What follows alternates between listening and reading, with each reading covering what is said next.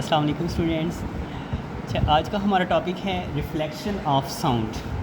Reflection of sound को हम eco भी कहते हैं। अब बेसिकली जो साउंड है वो वेव की एक टाइप है और वेव्स की ये करैक्टरिस्टिक्स होती हैं कि वो रिफ्लेक्ट हो सकती हैं, रिफ्रैक्ट हो सकती हैं या डिफ्रैक्ट हो सकती हैं या अब्जॉर्ब हो सकती हैं। तो साउंड क्योंकि वेव की एक टाइप है, इसलिए आपके पास साउंड जो है वो रिफ्लेक्शन का जो फिनोमेना है वो भी अपने अंदर जो है अडॉप्ट करती हैं या इस फिनोमेना को जो है वो एक्सप्रेस करती हैं। तो रिफ्लेक्शन ऑफ साउंड से क्या मुराद है? पहले हम रिफ्लेक्शन को अंडरस्टैंड करते हैं कि रिफ्लेक्शन क्या होती है। कि जब एक वेव जो है एक मीडियम की सरफेस के साथ जाकर हिट करती है तो उसको क्रॉस करने की बजाय वो उसी मीडियम में वापस आ जाए, तो इस तरह का उसका वापस पलटना या बाउंस बैक होना आपके पास क्या कहलाता है? रिफ्लेक्शन कहलाता है। सिमिलरली जब हम साउंड वेव्स को जो है वो एक सरफेस की तरफ ट्रैवल करवाते हैं, तो जो साउंड वेव्स हैं वो उस सरफेस के साथ हिट होने के बाद दोबारा उसी मीडियम में, यानी कि अगर एयर में जा रहे हैं तो आगे सामने सॉलिड सरफेस पड़ा हुआ है, रिफ्लेक्टिंग सॉलिड सरफेस है, उसके साथ टकराने के बाद दोबारा एयर मीडियम में वापस आ जाएंगे। तो इस तरह साउंड वेव्स का वापस पलटना आपके पास क्या कहलाता है? रिफ्लेक्शन ऑफ साउंड कहलाता है। तो जब आपके पास साउंड वेव्स जो हैं वो वापस पलटते हैं, यानी कि मीडियम के साथ स्ट्राइक करने के बाद, तो इस तरह का जो साउंड वेव्स का जो बिहेवियर है, यानी कि उसी मीडियम में वापस आ जाना, रिफ्लेक्शन ऑफ साउंड कहलाता है। और इसको हम इको भी कहते हैं। इको का मतलब होता है रिपीटिंग साउंड, यानी कि आपके पास वही जो आवाज़ है वो हमें बार बार सुनाई दी हुई है। और यही चीज़ हम रिफ्लेक्शन में भी देखते हैं कि रिफ्लेक्शन में भी सेम यही चीज़ जो है वो ऑब्ज़र्व होती है कि आपके पास वही चीज़ जो है वो पलट कर जो है वो दोबारा जो है वो हमें नज़र आती है या फील होती है। कहते हैं व्हेन वी क्लैप और shout near a tall building और mountain we hear the sound return after brief delay. कि जब हम एक टॉल बिल्डिंग या किसी पहाड़ी के सामने जो है वो क्लैप करते हैं या शाउट करते हैं, तो हम ये चीज़ नोट करते हैं कि वही आवाज़ थोड़ी देर के बाद हमें दोबारा सुनाई देती है। This repeated sound is called an echo caused by the reflection of sound waves from the surface। ये जो रिपीटिंग साउंड है जो हमें थोड़ी देर के बाद दोबारा सुनाई देता है, इसको हम इको कहते हैं। जो कि आपके पास किस वजह से होता है कि जब साउंड वेव्स सामने जो टॉल बिल्डिंग्स या माउंटेन्स की सरफेस के साथ जाके टकराती हैं, तो टकराने के बाद वापस पलट आती हैं, तो दोबारा जब हमारे ईयर ड्रम के साथ वो अगर हिट करती हैं तो वो सेम साउंड जो है वो हमें अगेन सुनाई देते हैं।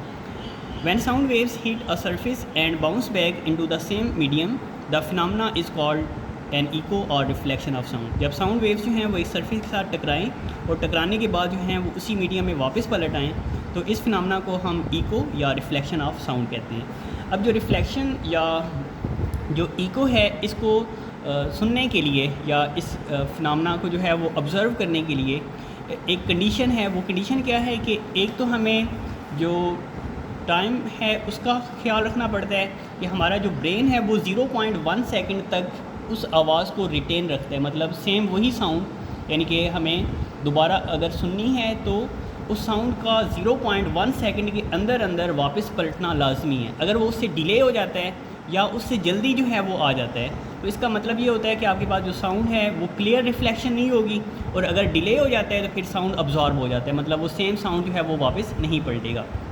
यानी कि हमारा ब्रेन जो है, जो दिमाग है, वो सेम साउंड को सुनने के लिए, यानी कि जो उसका जो टाइम लैप्स हैं वो 0.1 सेकंड है। अगर 0.1 सेकंड के अंदर अंदर वो आवाज़ हमें जो है वो रिसीव हो जाती है तो हम सेम उस साउंड को सुन सकते हैं। लेकिन अगर आपके पास 0.1 सेकंड से जो आपके पास वो रिफ्लेक्शन है वो लेट हो जाती है, तो फिर हमें वो आवाज़ उस तरह से सुनाई नहीं देगी। यानी कि अगर हमने सेम टू सेम वो आवाज़ सुननी है तो उस आवाज़ का 0.1 सेकंड के अंदर अंदर वापस रिफ़्लेक्ट होना लाजमी है। और दूसरे नंबर पर distance from the reflecting surface, यानी कि दो चीज़ें जो हैं ये आपके पास एक इको को या एक रिफ्लेक्शन को प्रोमिनेंट बनाती हैं। कि एक आपके पास जो रिफ्लेक्टिंग सरफेस का डिस्टेंस, और दूसरे नंबर पर जो उसकी जो टाइम लैप्स हैं कि वो कितने टाइम में जो इको है या जो रिफ्लेक्टिंग साउंड है वो हमें दोबारा रीच करता है। The human brain retain sound for about 0.1 second, यानी कि 1 सेकंड के 10वें हिस्से तक जो आपके पास साउंड है वो रिटेन रह सकता है। So to hear a distinct echo, तो एक क्लियर इको या एक वाज़े इको सुनने के लिए the reflecting sound must reach us after 0.1 second. तो जो आपके पास रिफ्लेक्टिंग साउंड है वो हम तक 0.1 सेकेंड के अंदर अंदर वापस लाजमी पहुंचना चाहिए। अगर वो उससे डिले हो जाता है तो हमें एक क्लियर या डिस्टिंक्ट इको जो है वो सुनाई नहीं देगा। और दूसरे नंबर पर जो डिस्टेंस है तो हम लेट करते हैं कि आपके पास जो speed of sound in the air है वो आपके पास 340 मीटर पर सेकेंड है, और जो आपके पास टाइम लैप्स हैं वो हमारे पास 0.1 सेकेंड होने चाहिए। तो अगर हमारे पास जो डिस्टेंस है उसको फाइंड आउट करने के लिए हमारे पास फार्मूला है S=V×T। तो अगर हमारे पास V जो है वो 340 मीटर पर सेकेंड है और जो आपके पास टाइम है वो 0.1 सेकेंड है, तो इसका मतलब है कि हमें 34 मीटर का जो डिस्टेंस है वो साउंड वेव्स को ट्रैवल करवाना होता है। अब 34 मीटर का डिस्टेंस ट्रैवल होने का मतलब ये है, तो 34 मीटर का जो डिस्टेंस है वो कवर होना चाहिए। मींस कि आपके पास जो साउंड वेव्स हैं उन्होंने 34 मीटर का डिस्टेंस ट्रैवल करना होता है। तो अब इसका जो एक्चुअल डिस्टेंस जो हमें एक रिफ्लेक्टिंग साउंड और जो आपके पास ह्यूमन बॉडी या एक जो पर्सन है उसको इस रिफ्लेक्टिंग सरफेस से कितने फासले पर होना चाहिए, ये उसके हाफ़ की इक्वल है। मिसाल के तौर पे अगर फॉर एग्जांपल एक पर्सन जो है वो यहाँ पर खड़ा है, ठीक है, और ये आपके पास एक रिफ्लेक्टिंग सरफेस है और यहाँ से हम साउंड प्रोड्यूस करते हैं, तो पहले आपके पास साउंड वेव्स आगे की तरफ जाएंगे और फिर वो वापस पलटेंगे। यानी कि ये आपके पास जो टोटल साउंड वेव्स ने जो डिस्टेंस ट्रैवल करना है वो 34 मीटर है। तो हमें यहाँ से कितने डिस्टेंस पर खड़े होना है, 17 मीटर। यानी कि अगर हम 17 मीटर के डिस्टेंस पर खड़े होते हैं तो और हम आवाज़ को जो है वो 340 मीटर पर सेकंड की स्पीड से मूव करवाते हैं और आफ्टर 0.1 सेकंड हमें वो साउंड अगर सुनाई देता है, तो इसका मतलब ये है कि हमें उस रिफ्लेक्टिंग सरफेस से 17 मीटर के डिस्टेंस पर खड़े होना है।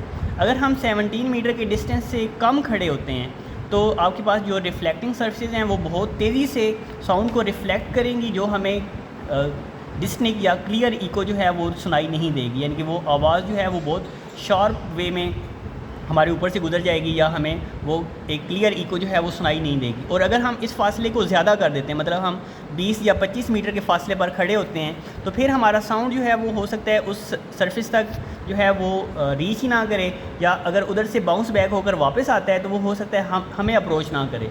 तो हमें 17 मीटर के डिस्टेंस पर अगर हम खड़े होकर 340 मीटर पर सेकंड की स्पीड से साउंड को ट्रैवल करवाते हैं तो फिर हमें 0.1 सेकंड के बाद एक क्लियर इको जो है वो सुनाई दे सकता है। तो given the speed of the sound in air 340 metre per second, the minimum distance for an echo to form is 34 metres total distance travelled by the sound. यानी कि आपके पास जो रिफ्लेक्टिंग सरफेस के दरमियान और उस पर्सन के दरमियान जो साउंड ने टोटल डिस्टेंस ट्रैवल करना होता है वो 34 मीटर का होता है। Meaning the reflecting surface must be at least 17 metre away. तो इसका मतलब ये है कि जो रिफ्लेक्टिंग सरफेस है वो उस पर्सन से 17 मीटर के डिस्टेंस पर होनी चाहिए, क्योंकि जो साउंड है उसने 34 मीटर का डिस्टेंस ट्रैवल करना है, मतलब 17 मीटर फॉरवर्ड और 17 मीटर जो है वो रिवर्स। तो टोटल डिस्टेंस जो साउंड ने ट्रैवल करना है वो 34 मीटर का है, लेकिन उस साउंडिंग ऑब्जेक्ट या उस पर्सन और रिफ्लेक्टिंग सरफेस के दरमियान जो डिस्टेंस है वो 17 मीटर होना चाहिए, ठीक है। यानी कि ये आपके पास दो कंडीशन हैं कि एक तो आपके पास 0.1 सेकंड के बाद साउंड दोबारा सुनाई भी देना चाहिए, और एक आपके पास जो पर्सन जो है उसने अगर क्लियर इको सुनना है तो उसको रिफ्लेक्टिंग सरफेस के सामने 17 मीटर के डिस्टेंस पर खड़े होना है। और अगर आपके पास जो रिफ्लेक्टिंग सरफेस है वो बहुत ज़्यादा स्मूथ है, बहुत ज़्यादा शाइनिंग है या एक रेगुलर सरफेस है, तो हमें एक से ज़्यादा दफ़ा भी आवाज़ जो है वो सुनाई दे सकती है। जिस तरह आपके पास ये इको साउंड सिस्टम होता है उसमें हम एक दफ़ा हेलो या एक दफ़ा कोई आवाज़ बोलते हैं तो हमें 3-4 दफ़ा वो आवाज़ जो है वो सुनाई देती है। ये जो इको साउंड सिस्टम्स होते हैं जिसमें हम कोई भी आवाज़ जो है वो प्रोड्यूस करते हैं, तो अगर हमने उसमें इको का फंक्शन जो है वो ऑन किया हुआ है तो वही आवाज़ जो है हमें 4-5 दफ़ा रिपीट होकर सुनाई देती है। तो अगर आपके पास रिफ्लेक्टिंग सरफेस जो है वो इस तरह स्मूथ या रेगुलर है तो हमें एक से ज़्यादा दफ़ा जो है वो इको सुनाई दे सकती है। तो Eeco can also repeat multiple times due two successive reflection. जो आपके पास इको है वो आपके पास रिपीट हो सकती है बहुत दफ़ा, यानी कि 3-4 दफ़ा 5 दफ़ा। तो वो डिपेंड करता है कि आपके पास जो रिफ्लेक्टिव सरफेस है वो कितनी ज़्यादा रेगुलर है, कितनी ज़्यादा स्मूथ है या कितनी शाइनिंग है, ठीक है। जितनी सरफेस जो है वो बेहतरीन होगी, जो सक्सेसिव रिफ्लेक्शन है उसकी तरफ से जो है वो डन होगी, और एज अ रिजल्ट हम एक से ज़्यादा दफ़ा जो इको है वो सुन सकते हैं। और इसमें ये भी हो सकता है कि अगर हमने मिसाल के तौर पे कुछ सरफेस को इस तरह से मैनेज किया हुआ है, एक सरफेस जो है वो इस तरह पड़ी हुई है तो इधर से आपके पास साउंड जो है वो बाउंस होकर इस सरफेस से टकराता है और यहाँ पे एक और सरफेस हमने रखी हुई है और हम यहाँ पर खड़े हैं, तो आपके पास आवाज़ जो है वो इन सरफेस के दरमियान ट्रैवल करती रहेगी, ठीक है। और इस तरह भी आपके पास जो सरफेस हैं वो एक रिपीटेड या जो आपके पास अगेन एंड अगेन जो इको है वो डन करते रहेंगे, यानी कि आपके पास जो सरफेस की अरेंजमेंट है वो भी आपके पास रिपीटिंग साउंड का सबब बन सकती है, ठीक है।